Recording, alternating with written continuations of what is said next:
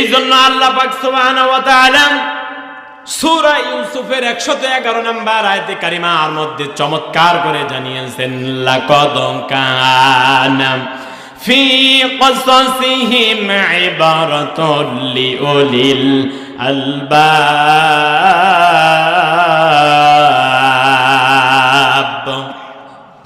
আল্লাহ পাক রব্বুল আলামিন বলেন, পৃথিবীর মানুষেরা নিশ্চয়ই সাহাবীদের জীবনের মধ্যে এই পৃথিবীর মানুষের জন্য শিক্ষাগুলা লুকিয়ে আছে। সুতরাং আমরা হচ্ছে পৃথিবীর মানুষ, সাহাবীদের জীবনকে ফলো করার দরকার আছে না নাই বলেন? অবশ্যই সাহাবীদের জীবনকে আমাকে আপনাকে ফলো করতে হবে।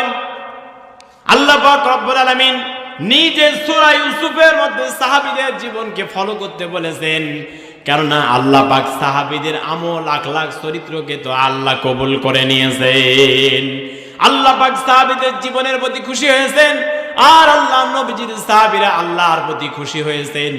আল্লাহ পাক রব্বুল আলামিন সাহাবীদের সম্পর্কে বলেছেন, রাদিয়াল্লাহু আনহুম ওয়া রাদু আন যালিকা লিমান খাশিয়া রাব্বা। আল্লাহু আকবার।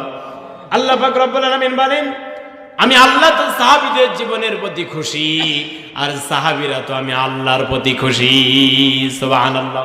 আমি আল্লাহ তো সাহাবীদেরকে ভালোবেসে তাদেরকে জান্নাত দান করে দিয়েছি। আল্লাহ বললেন সাহাবীদের জীবনকে ফলো করার জন্য। এই পৃথিবীতে সব থেকে একজন গরিব সাহাবীর নাম আমি আপনাকে বলবো, আপনাদেরকে আমি উপস্থাপনা করব, শোনাবো। খোলাফায়ে রাশেদার 4 জন সাহাবীর মধ্যে 4 নম্বরে যিনি আছেন তার নাম কি জোরে বলেন?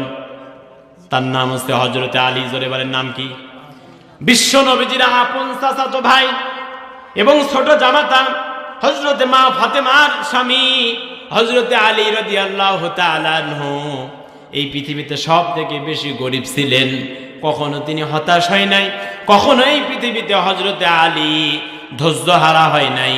হযরতে আলী যখন বিপদে পেরে যেতেন, সঙ্গে সঙ্গে জায়নামাজের মুসল্লাটা বিছায়া জায়নামাজের মধ্যে দাঁড়ায়া আল্লাহর দিকে মুতাওয়াজ্জা হয়ে আল্লাহর জন্য 2 রাকাত নফল নামাজ আদায় করে আল্লাহর কাছে সাহায্য চাইতো। সুবহানাল্লাহ বলবেন। হযরতে আলী রাস্তা দিয়ে হেঁটে হেঁটে আসতেছেন। এমন সময় হযরতে আলী যখন আসতেছিলেন, দেখেন রাস্তার মধ্যে একজন ফকির ওখানে দাঁড়িয়ে বলছে, আহ ও আলী, আজকে 3 দিন ভরে কিছুই খাই না, আমাকে একটু খাবার দাও।